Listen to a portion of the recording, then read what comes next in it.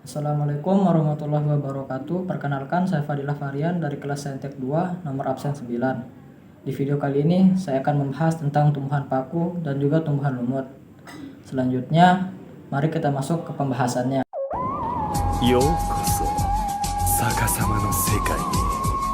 Oke, yang pertama ada tumbuhan paku. Tumbuhan paku atau Pteridophyta adalah divisi dari Kingdom Plantae yang anggotanya memiliki akar, batang, dan daun sejati, serta memiliki pembuluh pengangkut. Pteridophyta berasal dari kata pteron yang berarti sayap bulu dan phyton yang berarti tumbuhan. Tumbuhan paku tidak berkembang biak dengan menggunakan bunga, tetapi menggunakan spora. Namun demikian, tumbuhan paku juga tetap dapat menghasilkan sel kelamin dalam perkembangbiakannya.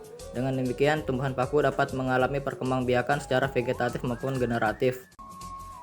Tumbuhan paku bermetagenesis secara gametofit dan sporofit. Siklus hidup paku diawali dengan spora, kemudian tumbuh menjadi protalium. Protalium akan menghasilkan gamet jantan atau antheridium dan gamet betina atau archegonium. Antheridium menghasilkan spermatozoid, sedangkan archegonium menghasilkan sel telur atau ovum. Fase dari spora sampai ke spermatozoid dan sel telur disebut fase gametofit. Spermatozoid dan sel telur mengalami fertilasi menghasilkan zigot. Zigot membelah dan tumbuh menjadi tumbuhan paku. Tumbuhan paku membentuk sporangium. Fase dari zigot sampai ke sporangium disebut fase sporofit. Fase sporofit merupakan fase paling dominan dalam daur hidup paku. Sporangium pecah menghasilkan spora dan siklus kembali berulang. Yang kedua ada tumbuhan lumut. Lumut dalam bahasa Yunani berarti Bryophyta adalah sebuah divisi tumbuhan yang hidup di darat.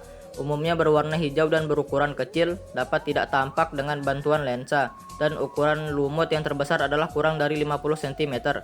Lumut hidup di batu, kayu gelondongan, pepohonan, dan di tanah. Lumut juga mengalami reproduksi.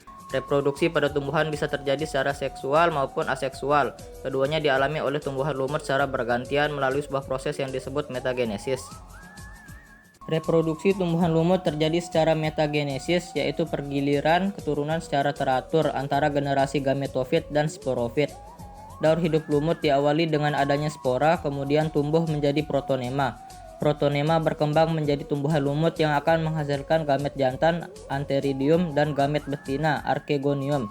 Antheridium menghasilkan spermatozoid sedangkan archegonium menghasilkan sel telur.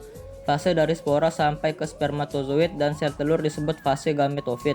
Fase gametofit inilah yang paling dominan dalam siklus hidup lumut. Spermatozoid dan sel telur mengalami fertilasi menghasilkan zigot. Zigot membelah dan tumbuh menjadi sporangium. Fase dari zigot sampai ke sporangium disebut fase sporofit. Sporangium pecah menghasilkan spora dan siklus kembali berulang. Sekian penjelasan dari saya, terima kasih.